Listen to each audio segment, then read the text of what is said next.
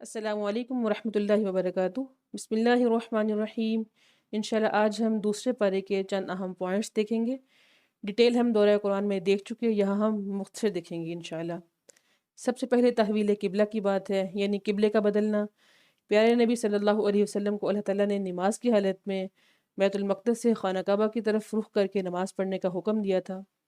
نیکیوں میں سبقت لے جانا، یعنی مومن کی زندگی کا مرکزی نقطہ یہی ہونا چاہیے کہ وہ ہمیشہ نیکیوں میں آگے رہے، ایسے کام کرے جس سے وہ نیکیوں میں سبقت لیتا رہے۔ اللہ کی خشیت یعنی اللہ کا ڈر، اگر کسی غلط کام کا بھی ارادہ ہو تو اس ڈر سے وہ غلط کام چھوڑ دینا کہ مجھے اللہ کا خوف ہے، اللہ مجھے دیکھ رہے ہیں۔ یہ احساس ایک مومن کو ہمیشہ رہنا چاہیے، اس طرح وہ غلطیوں سے بچ سکتا ہے۔ اللہ کا ذکر کرنا، یعنی ہمیشہ آپ کی زبان اللہ کے ذکر سے تر رہے، ہمیشہ اللہ کو یاد کرتے رہنا چاہیے۔ حج و عمرہ کرنا، آزمائش یعنی کسی بھی امتحان میں امید اور شکر کو نہیں چھوڑنا، مومن کا یہی شیوا ہونا چاہیے۔ جب بھی وہ کسی مشکل میں ہے تو اس کو اپنے رب سے امید لگانی چاہیے اور شکر ادا کرنا چاہیے۔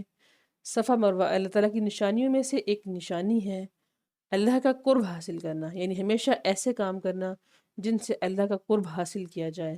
اللہ کو راضی کرنے والے کام کرتے رہنا چاہیے۔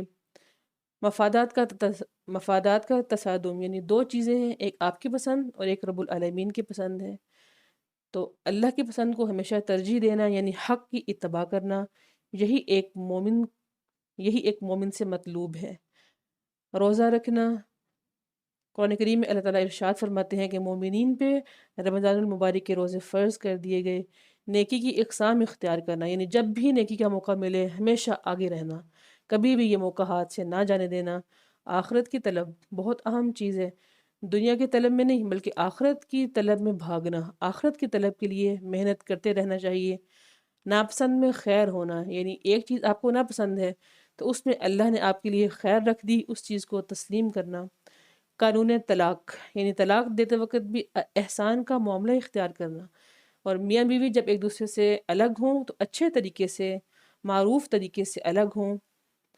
بیوہ کی عدت کا بیان تھا، بیوہ کی عدت 4 ماہ 10 دن ہے، پھر اچھے طریقے کے ساتھ اپنی عدت گزارنے کے بعد وہ بیوہ عورت اپنے نئے نکاح کے بارے میں خود سوچ سکتی ہے، فیصلہ کر سکتی ہے۔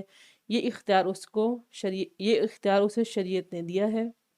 یہ تھے چند اہم پوائنٹس۔ اللہ تعالیٰ سے دعا ہے کہ اللہ تعالیٰ ہمیں دین کی سمجھ دیں اور ہم سے قبول فرما لیں، آمین یا رب العالمین۔